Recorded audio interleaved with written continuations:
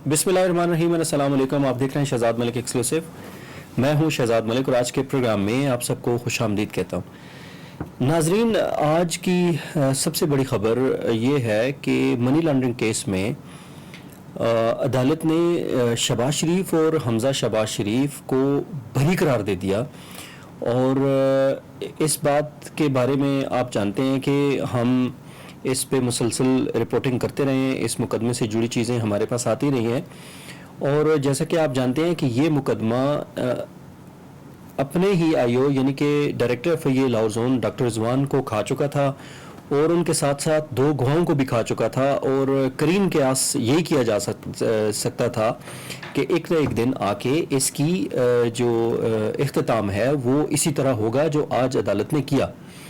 अदालत ने आज दोनों मुल्ज़िमान को यानी कि मुल्क के मौजूदा वज़ीर आज़म शहबाज शरीफ साहब को और उनके बेटे हमज़ा शहबाज शरीफ साहब को बाइज़्ज़त बरी कर दिया।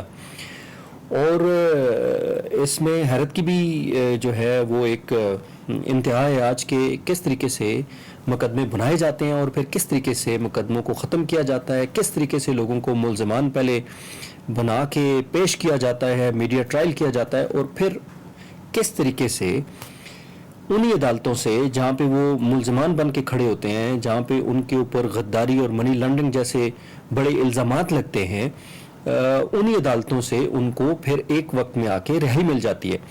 जैसा कि आप जानते हैं कि इमरान खान इस तरह के इस वक्त लगभग 4 मुकदमात में इस वक्त FIA को मतलूब हैं।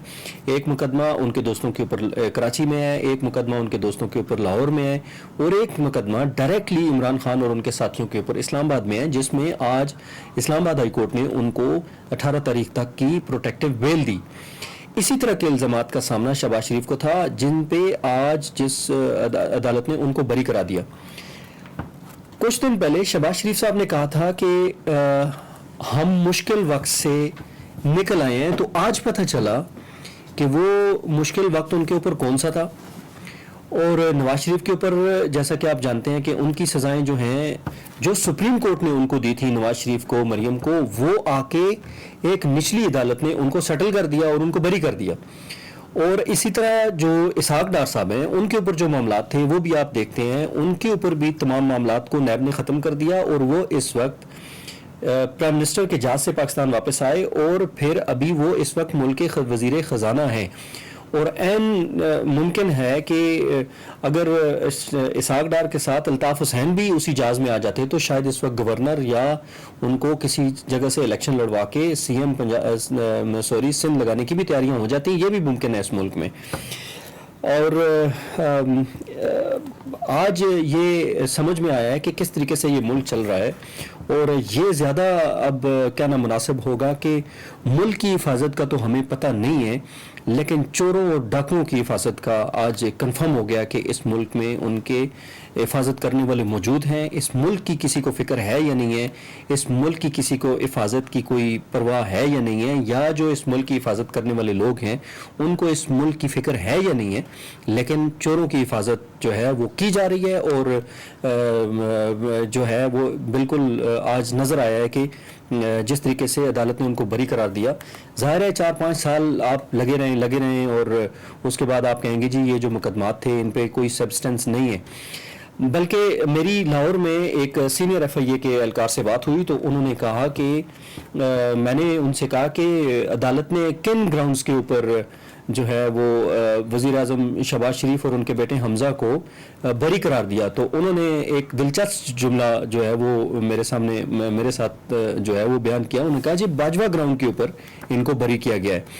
जैसा कि आप जानते हैं कि एतजाज़ अहसन जो सीनियर कानूनदान है, उन्होंने भी यही कल मौके इख्तियार किया कि बाजवा साहब जो हैं उन्होंने नवाज शरीफ, मरियम, इसहाक डार और शहबाज शरीफ सब के मुकदमात ख़त्म करने का वादा किया और वो कौमी मुजरिम है। उनके ये अल्फाज हैं कि उन्होंने ये सारा कुछ किया है।